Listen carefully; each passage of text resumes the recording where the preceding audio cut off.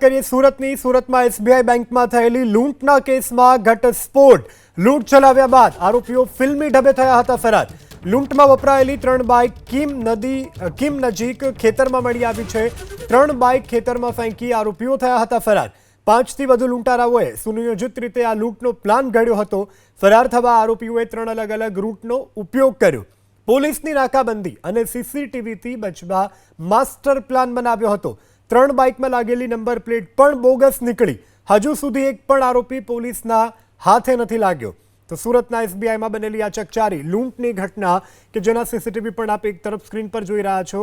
જેમ જેમ તપાસ આગળ વધી રહી છે તેમ તેમ ઘટસ્ફોટ થઈ રહ્યો છે। આ લૂંટારાઓએ આગળથી જ આ લૂંટનો કારસો ઘડી રાખ્યો હતો અને તેઓ અલગ-અલગ બાઇક પર તેઓ નીકળી ચૂક્યા હતા, જેની નંબર પ્લેટ પણ ફરજી હતી। કીમ નજીકથી એક ખેતરમાંથી આ 3 બાઇક મળી આવી છે, પરંતુ હજુ પોલીસના હાથ ખાલી છે, કારણ કે આ લૂંટારાઓ પોલીસને હાથ લાગ્યા નથી। સંવાદદાતા ધનરાજ બાગલે ફોન લાઈનથી જોડાયા છે। જી ધનરાજ, શું વધુ વિગતો પ્રાપ્ત થઈ રહી છે?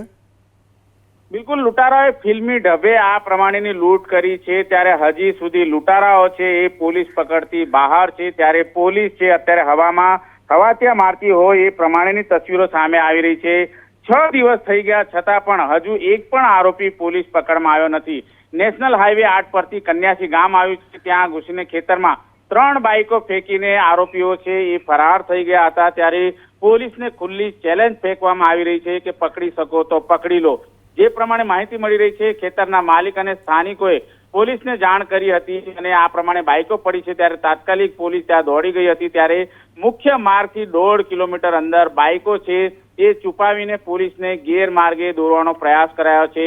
5થી વધુ લૂંટારાઓ છે તેમને સુનિયોજિત લૂંટને અંજામ આપ્યો હતો। બંદૂકની અણીએ 50 લાખની લૂંટ કરીને ઠંડે કલેજે બેંકની બહાર નીકળ્યા હતા, જાણે કંઈ થયું જ ના હોય એ પ્રમાણે આરામથી બહાર નીકળ્યા હતા અને બાઇક પર સવાર થઈને ત્યાંથી ફરાર થયા હતા।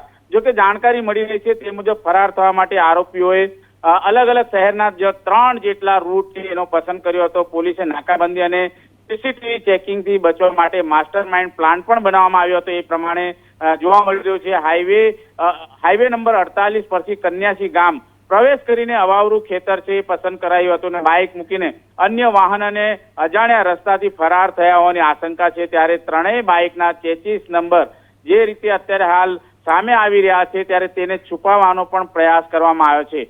રીઢા ગુનેગાર જે રીતના ગેમ પ્લાન બનાવતા હોય છે એ પ્રમાણેનો ગેમ પ્લાન આરોપીઓએ બનાવ્યો હતો। ત્યારે કઠણ પદાર્થથી આ જે નંબર પ્લેટ છે એને ઘસી નાખવામાં આવી હતી।